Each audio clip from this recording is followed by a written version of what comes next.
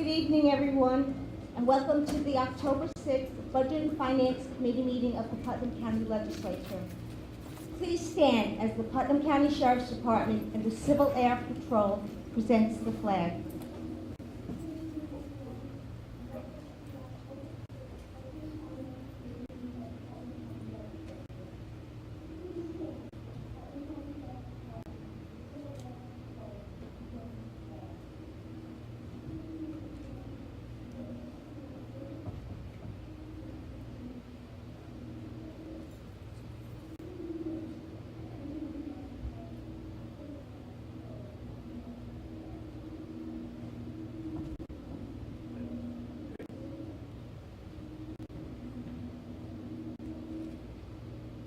I now call upon First Sergeant Paul Bosher to lead us in the Pledge of Allegiance.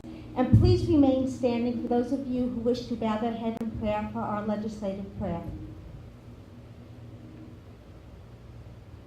Pledge allegiance To the flag of the United States of America, and to the republic for which it stands, one nation, under God, indivisible, with liberty and justice for all.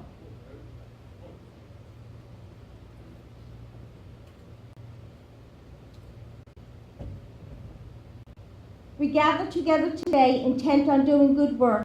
We seek to represent fairly and well those who have given us this task. May our efforts be blessed with insight, guided by understanding and wisdom. We seek to serve with respect for all. May our personal faiths give us strength to act honestly and well in all matters before us.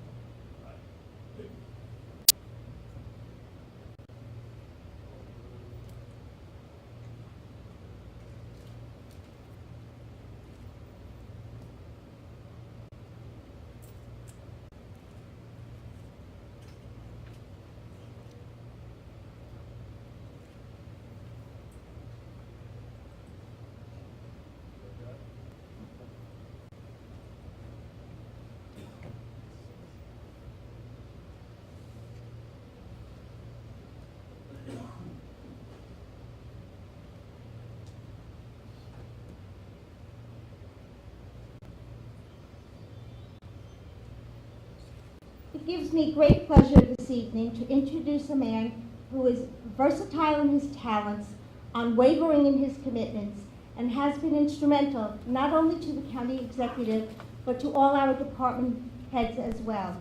To say he's an asset to the administration, our county, and its residents is truly an understatement. Without further ado, I would like to introduce our Deputy County Executive, Mr. Bruce Walker.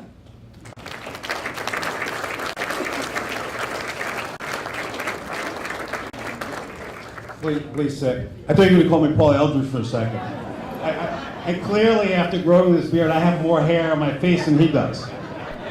By the way, I'm just saying, Paul. It's hunting season, so you know. I think we need to do a roll call vote.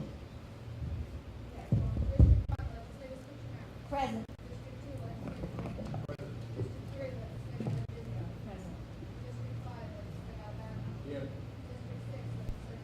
present. Present. Present. Here, but let the record reflect that was not a standing ovation, Mr. Deputy County. You had to. I would never expect it with some of the people in this room.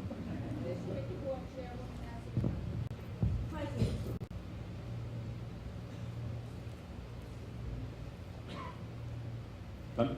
Great, thank you very much. Good evening and welcome to the budget presentation for 2017. I'd like to recognize a number of individuals in the room.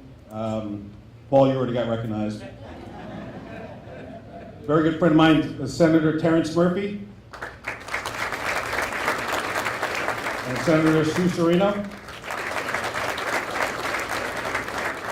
We have Nancy Talbot representing Assemblyman Katz. Thank you. And all the way from Westchester, he keeps getting lost, but somehow we're back up here, Judge LaBelle. And then the county elected officials, we have the sheriff, Don Smith. And he's Under Sheriff Pete Convery. Okay. We have Joe Fonseca representing the District Attorney Bob Kendi, who's the Chief ADA. And then we have Judge Jim Reeds. Trying to pawn off a bird on me over the weekend here. We'll see how that works out. And then we have County Clerk Mike Bartolotti and his deputy Jim McConnell. We have Supervisor Kenny Schmidt in his hometown with his deputy Frank Lombardi. Patterson Board member Sean Rogan. And Putnam Valley Board member Jackie Nabi. Doesn't know what hat she's wearing at the moment. Then we have a Putnam County Republican Chair Tony Scanpietro, also the Board of Elections Commissioner. And then we have the Putnam County Conservative Chair James Maxwell, and Compton, who I believe is the co-chair. Where's he? Saw him a few minutes ago. There he is. All right. Putnam County Democratic Chair James Porgowski, welcome. And Kathy Croft, who's the Board of Elections Commissioner. Then the Kent Republican Chair, Pat Madigan.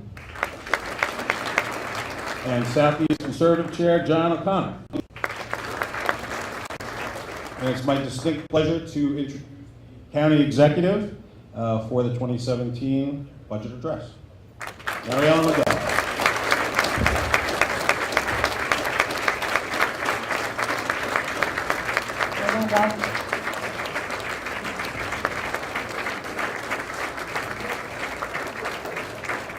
Good evening, everyone. Oh, good, we're working. Okay, Tom, that's a good start. So welcome, everyone, to the presentation for the 2017 Putnam County budget. It's not about perfect, it's about effort. And when you bring that every single day, that's where transformation happens, and that's how change occurs.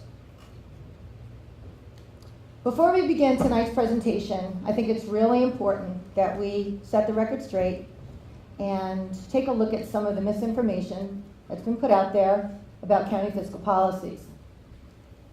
We're going to tell you about facts, and facts are truth. It's important that this budget be analyzed and debated, but use factual information. Don't use opinions, use the facts. We are all entitled to our own opinions, we say often on the third floor, but you're not entitled to your own facts. So here's a misleading opinion number one that I want to get out of the way. County bonding is out of control. In fact, including the investments of this property right here where we are, from County Golf Course, and the Tilly Foster Farm and Educational Institute, the total Putnam County long-term debt, outstanding debt, has decreased 15% from $88.3 million in 2007 to $76.5 million for 2016. And in fact, during this administration alone, we saw a decrease of 13%. Fact, Moody's Investor Servicing, an independent bond rating agency, has cited Putnam County's low debt burden as a credit strength in its June 22, 2016 credit report of Putnam County. O'Connor and Davies, the county independent auditors that are retained by the legislature, were directly asked at the Audit and Administration Committee meeting held on August 29, 2016, if the county bonding was responsible, and they replied, yes. In fact, Putnam County continues its tradition of solid financial operations. For the 5th year in a row, this administration, along with the county legislature, allowed Putnam County to continue its strong bond rating, with Moody's granting Putnam County a superior rating of AA2. Why is that important? Well, it enables us to borrow money at a lower rate. In fact, our last issuance was 1.93%, saving current and future taxpayers significant tax dollars in avoided interest costs. So we're going to set the record straight on another misleading opinion, that county government spending is out of control. The fact, according to data found on the New York State Comptroller website, which is right there, Putnam ranked second lowest in expenditures per capita of all 57 New York State counties outside of New York City for the year ending December 31st, 2014. That's as far as they have with the data. In 2014, Putnam County expenditures totaled $150.1 million. In 2017, the budget we're presenting tonight expends $153.1 million. There's a total increase of spending of $3 million, which is 2% over 3 years. That is less than 1% a year. Putnam County's portion of your homeowner's tax bill is only 9.1%. This 9.1% remains the lowest county portion of any tax bill in New York State, where the average is 21.5%. Misleading opinion number 3, the alleged Tilly Foster debacle. That property was purchased in 2002 for $3.9 million for the purpose of preserving open space. Shortly thereafter, then Deputy County Executive, now Sheriff Don Smith, chaired a committee that developed Vision 2010 for Putnam County, which included the Tilly Foster Farm. And since that time, the property has not been accessible to the public for a variety of reasons, including the fact that the facilities were not usable due to safety concerns, or lack of accessibility for persons with disabilities, or a failing septic system, and a lack of an adequate water supply. Since 2002 and up until 2014, the county spent over $1 million putting Band-Aids on the property and facilities without really ever fixing them. Fact, our administration and the legislature, upon taking control of the property in 2014, and after holding numerous public meetings and workshops, decided to make the investments necessary to make the property usable and accessible to the public. And coincidentally, these investments are consistent with the Vision 2010 plan that was developed back in 2002. And accordingly, the legislature and our administration allocated $2.4 million to facilitate the revitalization of this property. A significant portion of this investment was used to address various code compliance items, very important code compliance, fire protection, DEP, Department of Health, energy codes, and ADA compliance. Similarly, a significant portion was used, $780,000, to establish the necessary utilities to enable the use of the facility, a septic system, a power supply, a water supply, and site work. And the remainder of the investment, $1 million, was for hard assets, a commercial teaching kitchen, the steel, the concrete, the lumber, the labor, the unions and local trades, the HVAC, the plumbing, the electric, and the alarm system. Despite assertions to the contrary, our choosing to use the design-build method of construction versus hiring an engineer and architect to design everything before we began saved the county taxpayer, we guesstimate, and it's a low figure, $500,000. And as a result, we were able to make that investment into the bricks and mortar we witnessed when we kicked off our new partnership with the Putnam Westchester BOCES. BOCES here tonight? There you are, Catherine and team, thank you. So we're committed to ensure that Tilly Foster remains accessible to the people of Putnam County for educational and recreational opportunities. The contract with BOCES was to deliver programs. It was never proposed or intended to be the sole revenue stream that would pay off the debt of Tilly Foster. In fact, the money is used to sustain this program in hopes of supporting other programs for our residents and our children. The 199-acre Tilly Foster Farm and Educational Institute took the next step in its heritage by becoming the county's first public institute for career education. And continuing our tradition of creating partnerships, we work closely with Putnam Northern Westchester BOCES to bring the first of many programs. The BOCES Culinary Arts Program is the first that we bring to this facility. We expect to expand our services and educational opportunities in the areas of environmental science and veterinary science, early intervention and pre-K, adult continuing education. And we want to work with Cornell Cooperative to bring organic farming practices to Tilly Foster. All this we'll do while maintaining our farming and agricultural heritage. So we're going to set the record straight on number 3, Butterfield. So is Butterfield a backroom deal? I don't think so. It's been 10 years, right, Barb? 10 years. Couldn't have covered it in more newspapers, more media, 10 years. So let's get this on the record straight. The county was never paying 50% of the property tax for the entire Butterfield campus. The fact is, the original lease agreement always referred to our portion to include only the space that we were occupying, which is 52% of the Leahy Pavilion. Fact number 2, the county was never attempting to avoid paying prevailing wages when using taxpayer funds. In fact, we're currently conducting an analysis required by County Resolution 162, which I'm proud that I really had our administration put that forward to the legislature and they approved it, regarding project labor agreements with our local trade unions. In fact, the county is not overpaying for this space. In fact, we're paying half of what the fair market value is. How do we substantiate that? Just find out what the other folks are paying over there. In fact, the engineering services for the space was properly vetted pursuant to New York State law and Putnam County's procurement policy. So why Butterfield? Why so much effort? It's obvious. Putnam County has a growing senior community and those who have helped build this county.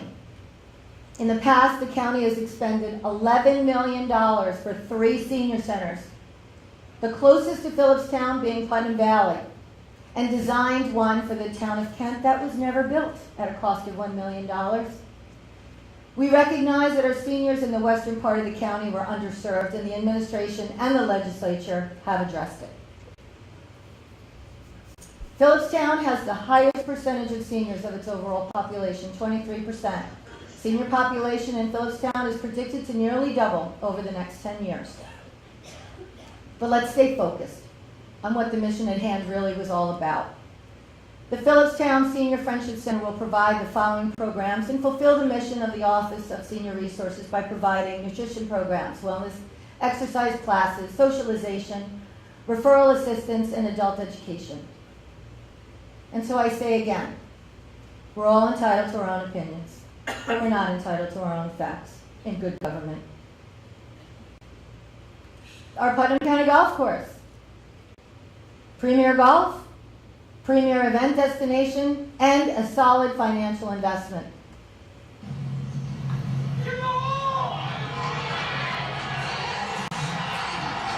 Who plays golf? Who watched the Ryder Cup? Who watched the Ryder Cup? One of the greatest sports moments in our country's history. And just like that, Pat Reed, hole in that hole, we're on target to exceed the 2016 revenue projections. And this year, renovations were done to the car paths and the bunkers. The ladies' room on the upper level underwent a very much needed remodeling. And in 2017, $100,000 of improvements will be paid for by revenue generated from our operations.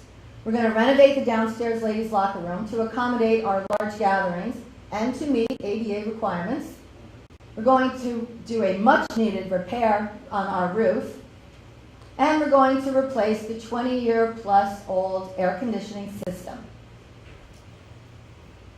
Star Stable has been added at the furthest spot from our clubhouse to provide a strategic location for our automated external defibrillator. Why?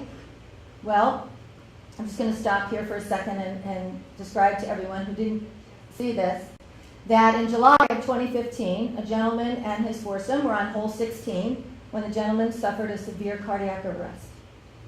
And only by the grace of God and technology and a really well-trained staff, and we are very well equipped here, we were able to save that man's life. He's standing in the center right there with those individuals who helped him out.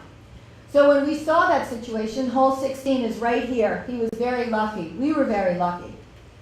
In looking at the course, we decided that if we could take the furthest point of the golf course, where would it be? Where would be the best place to stage another device? So we chose an area that actually worked out very well because we could put in ADA compliant bathrooms, which we'll speak to, and they're Board of Health approved, and we could add a dedicated snack area to raise revenue. Our vision is to provide always a transparent, effective, and honest local government dedicated to meeting the needs of our citizens. And our focus for the budget has always been to develop a fiscally responsible budget that provides for the health, safety, and quality of life for our residents and not exceed the tax cap, which is 1% this year. So here we go with the tax cap. New York State property tax cap law provides that the tax levy increase is capped at 2%, or the rate of inflation, whichever is less. In our case, it's always been less. And here's a chart that indicates that. You can see the plunge in 2008, the spike, and then you see the steady decline. So this year, the rate of inflation is 1%. And while this is good for taxpayers, it really does impact the ability of government, not just government, but schools and all, a lot of people are impacted by this as they're trying to meet the needs of people through budgets. Our administration will continue to strongly support the tax cap as our resources allow, and this budget will meet that commitment. For the 5th year in a row, I'm proud to say, our administration's budget stays within the tax cap.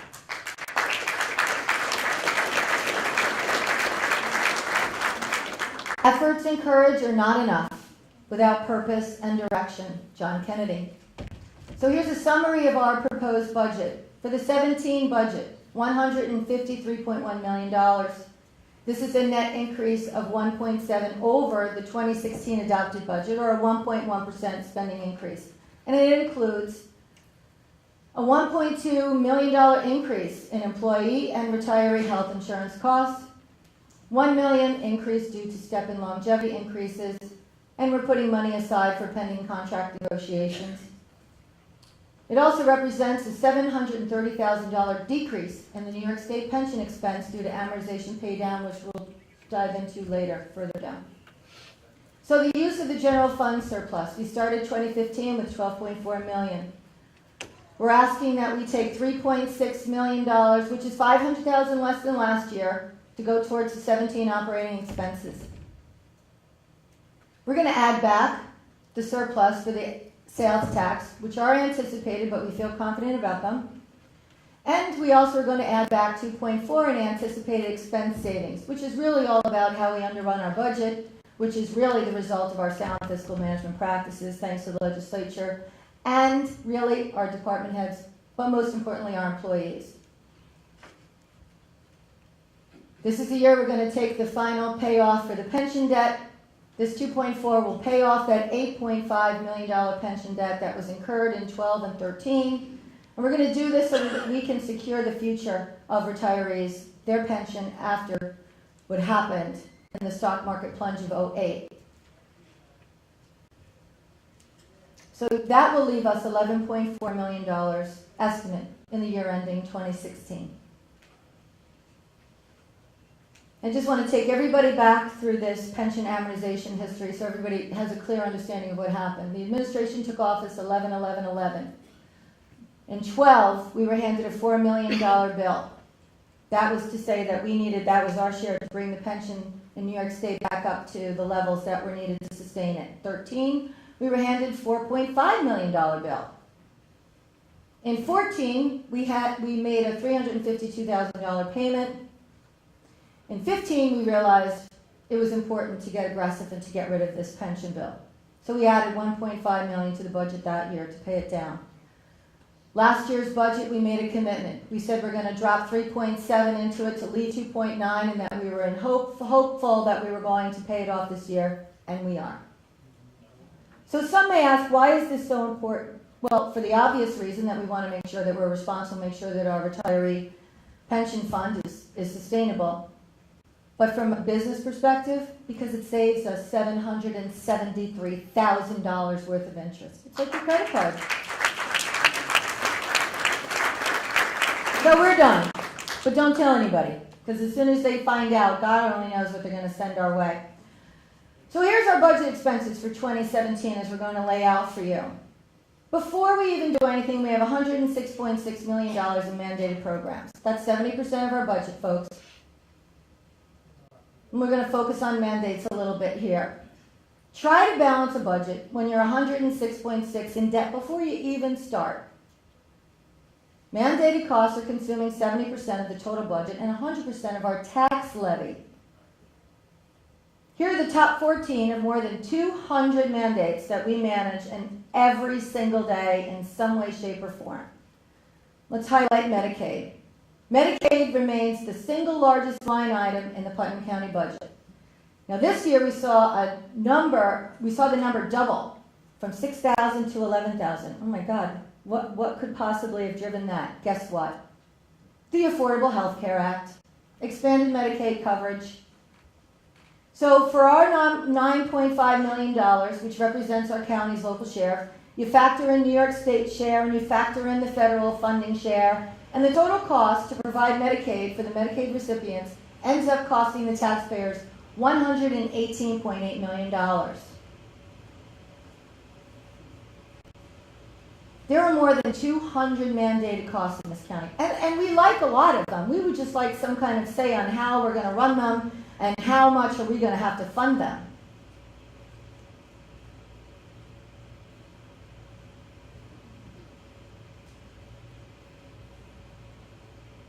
A mandate requires Putnam County to strictly adhere to rules set by the state and federal governments that define the scope, eligibility, frequency of service, and the amount of benefits provided to the people of our county. Putnam County has a very limited ability, or any at all really, to control the cost of state and federal mandates. And it's really difficult to deliver quality of life services to our taxpayers and deliver mandated services, all while keeping the Albany imposed tax cap.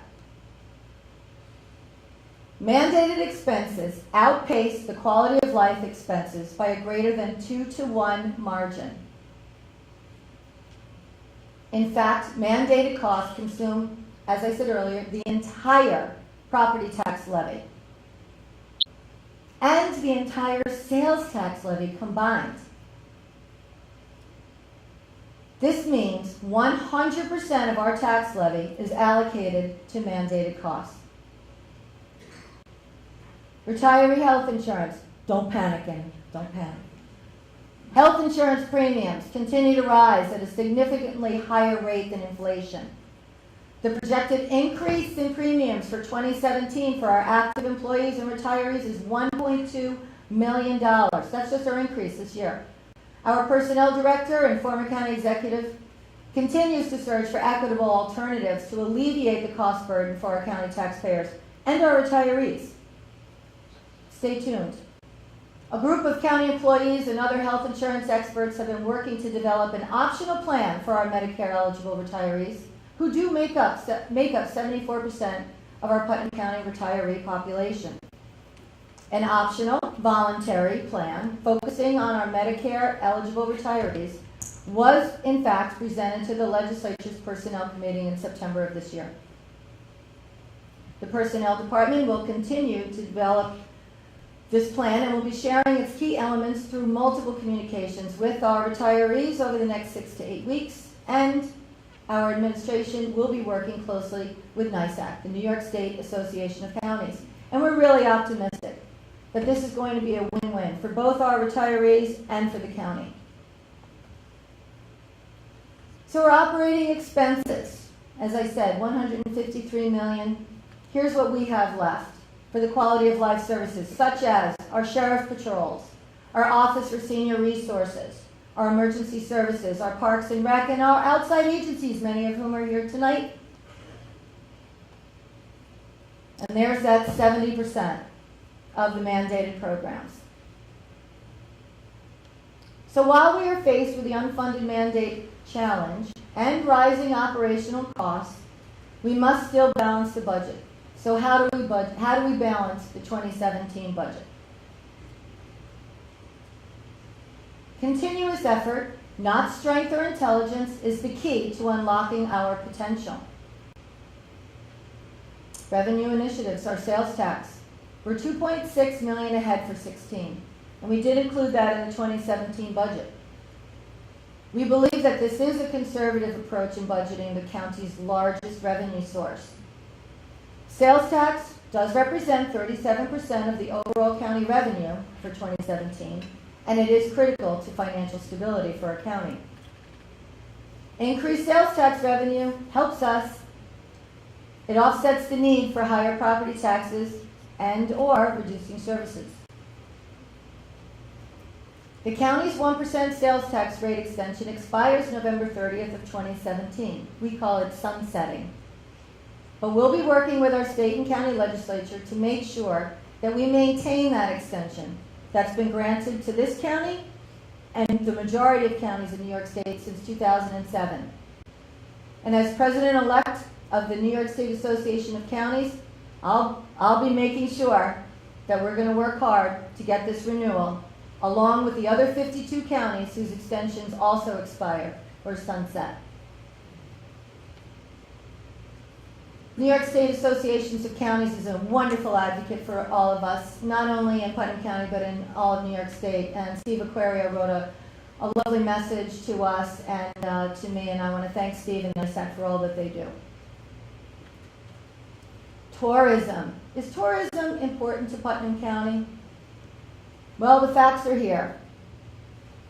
Each year, the New York State Commission commissions Tourism Economics, an Oxford economics company, to conduct a report titled The Economic Impact of Tourism in New York. What else would they title? This report is used by the governor's office and travel promotional agencies across New York State. And it breaks down the impacts of tourism by region and county and shows the positive impact of tourism on local economies. So in Putnam, here are our stats. We show an increase in traveler spending, we show an increase in state taxes that are generated, and we show an increase in local taxes that are generated. Just last weekend, the Fireball Run made a stop right here in Putnam County. The contestants, or as they're called, the Fireballers, traveled across the United States raising awareness for charities, like the Pajama Program of Putnam County and the Child Rescue Network. The Putnam segment of the race was kicked off in Mahopac. And our tourism department partnered with the Putnam County Chamber of Commerce and the Greater Mahopac Carmel Chamber of Commerce to organize this weekend's event. Putnam was honored to be selected to participate in this great event, and I want to thank everybody who had a piece of this incredible initiative and event here in our county. The Paladin Center, the Town of Carmel, Supervisor Schmidt, thank you so very much. The Carmel Police Department, our Highway Department here in the county, of course our Sheriff's Department, everybody made this such a great event in spite of the weather. Spirits were high, enthusiasm was definitely there.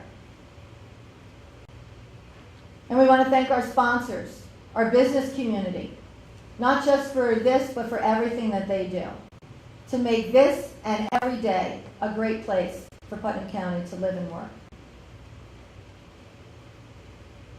I'm going to switch gears a little bit. We're going to talk about Chapter 31. What's Chapter 31? It was introduced by this administration in January of 2013, and this program was designed to offset the increasing number of tax lien foreclosures. The county works with the property owner to prevent tax lien foreclosures. We certainly don't want to see this happen. After 2 years of unpaid taxes, the county works with the property owners to set up a payment plan. But if the property owner continues to be in arrears, the county is forced to initiate a foreclosure proceeding. During the entire process, the county continues to guarantee the schools, the towns, and the villages 100% for their missed taxes. So their budgets never have a hole, ever have a hole in them. And to do this, to make everyone whole, it costs us $24 million annually. It's estimated that New York State, and I know Supervisor Schmidt's worked in this, I know Senator Murphy and Senator Serino have also been helping us with this, 2 out of every 1,000 houses in New York State is a zombie house. Unfortunately, zombie houses are alive and well in Putnam County. The administration has worked hard to get these properties back on the tax rolls while helping to restore property values in neighborhoods with zombie houses. We've gone from this to this, from this to this. And we've partnered with our local real estate brokers. Properties in tax lien foreclosures are sold now at fair market value, and they're placed back on the tax rolls. Previously, properties were put up for auction and sold at prices far, far below fair market value. To date, $2.7 million has been returned to the county tax rolls due to this program. And we'd like to thank our partners, Keller Williams, Brianti Realty Group, World Homes, J. Phillip, and Guardian Real Estate for working with us on this program. Grants, another revenue initiative. They allow the county to expand, enhance, create new programs with minimal impact to the budget. Applying for a grant provides the opportunity to work with other municipalities, identifying areas of collaboration and efficiencies. All of our county departments are focused on reviewing and securing grants on the local, state, and federal, and the private level. Some examples: our Sheriff's Department, our Planning Department, our Clerk's Office, our Bureau of Emergency Services, working every single day to make the most of grant opportunities. And here's some of our accomplishments. Right off the bat, we've applied for and/or managing and have been awarded for $30 million in the CFA process, the consolidated funding. That comes out of our Planning Department. Also out of our Planning Department, $22.7 million for the trailways, also known as the bike paths. Big for tourism, big for economic growth here. Again, from the Planning Department, $500,000 for the Carmel Friendship Center remodel. Thank you, Senator Murphy. $250,000 for the Butterfield Senior Center from Assemblywoman Sandy Galiff. Thank you, Assemblywoman. Also, our Sheriff's Department, looking for Homeland Security money, has secured $206,000. Our Bureau of Emergency Services, also for Homeland Security, $175,000. We have a PSAP grant from the Bureau for $125,000. Another Homeland Security for training, another $100,000. And thank you, Senator Serino, for your $100,000 contribution towards the Butterfield Senior Center. We have many, and Sheriff and Senator Chuck Schumer for his HITTA, High Intensity Drug Traffic Area Grants, for $75,000. That's just some of them. There's many more, and when we added them all up, we couldn't believe it, but there's $54 million worth of grant applications or have been awarded and we're managing in our pipeline. Another revenue initiative comes from our Sheriff's Office. It's the board-ins, the jail board-ins. By continuing to board prisoners for other jurisdictions, the jail provides a revenue stream to offset our normal operating expenses.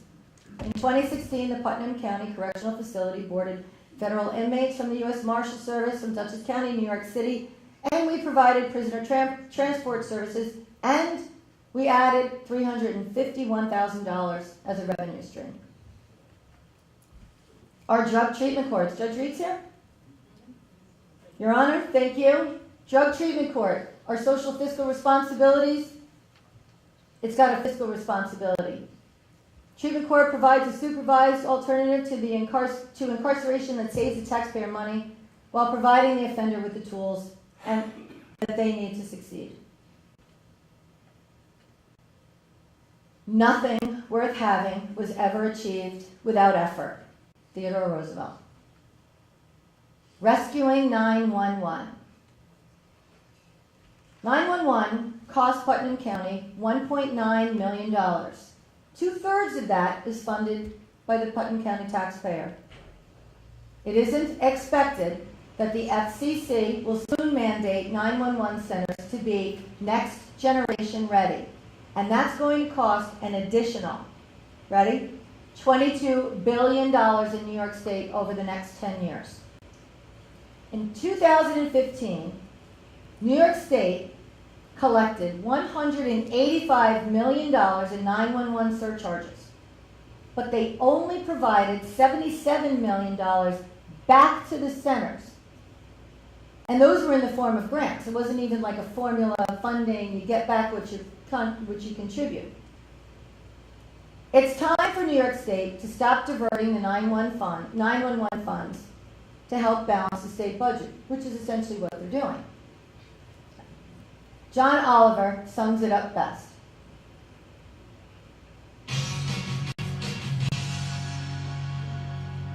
So look, we have an antiquated, disjointed system populated by workers who are understandably sick of listening to people's butts. And what makes this even more frustrating is that almost everyone's phone bill has a line like this on it, which you might assume goes directly to fund 911 centres. But the FCC's fee report showed that since 2008, at least 20 states have diverted those dollars elsewhere, which is probably why, depending on where you live, 911 may be a joke in your town. The point is, we are routinely raiding 911 to pay for other things. New York State, which has seen multiple breakdowns in its 911 systems, took in over $185 million in fees in 2014, but then diverted $77 million into the state's general fund, where it could be spent on pretty much anything. And yet, when the governor was asked about this, he blew it off. Is that something in the budget process that you will take a look at? Is it right for us to divert this money?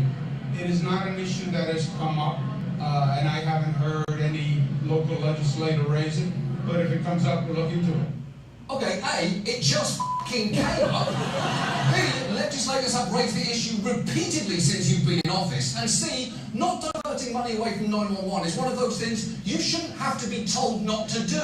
Like siphoning gas out of a fire truck to put in your dirt bike. Oh, no one's told me this is wrong, so if you'll excuse me, I'm going to spin some donuts in that Arby's parking lot.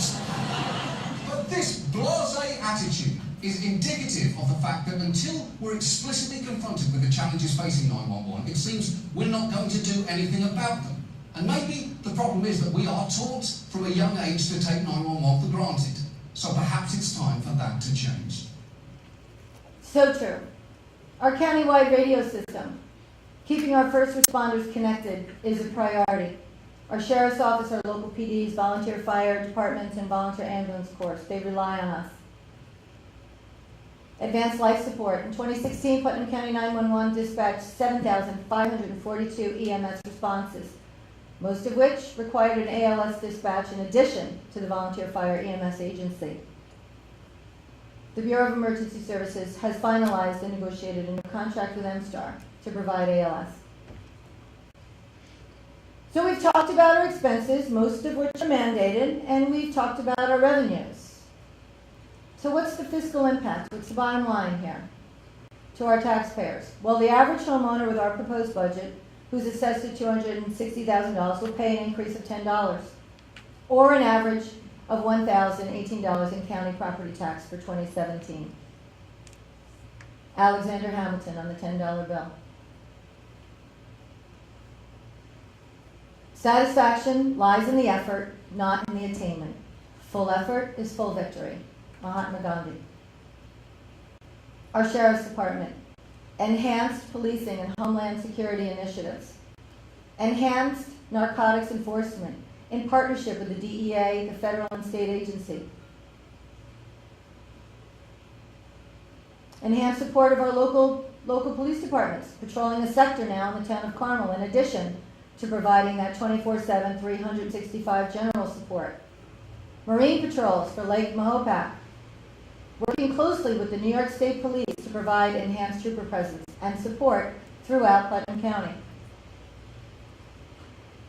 Partnership with Western Connecticut law enforcement in communication, coordination, and sharing information on the war on drugs and homeland security issues. Participation in Operation Safeguard to fight the war on terror. Enhanced participation in the Joint Terrorism Task Force and increased cooperation with the FBI, state, and federal partners. We've stepped up bike patrols on our county's beautiful and pristine bike paths. We're providing more canine support to our local police agency partners. We've stepped up commercial vehicle enforcement to keep our residents safe and protect our infrastructure. And we've placed an increase and emphasis on crisis intervention training.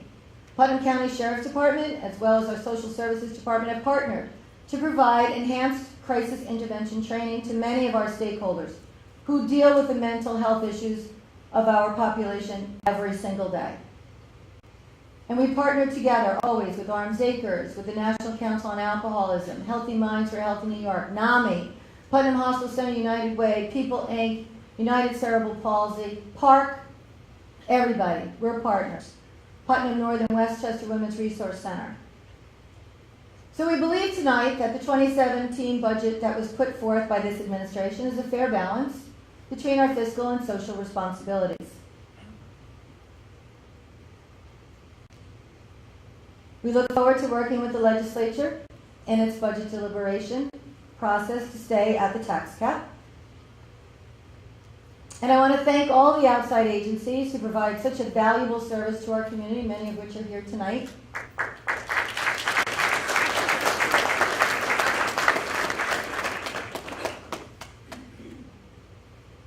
And I want to thank our department heads and the county employees who helped develop and implement the 2017 county budget. Tom Lannon, good job. And a special thank you to all of our not-for-profits and businesses for participating in tonight's marketplace. Thank you everyone for attending. And most importantly, I want to thank the people of Putnam County who allow us to serve every single day. Good night.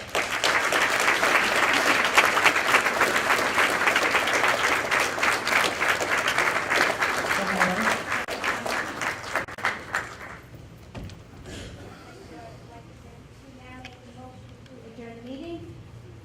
Second. All in favor? Everyone's invited downstairs to the grill room and tavern for some light refreshments.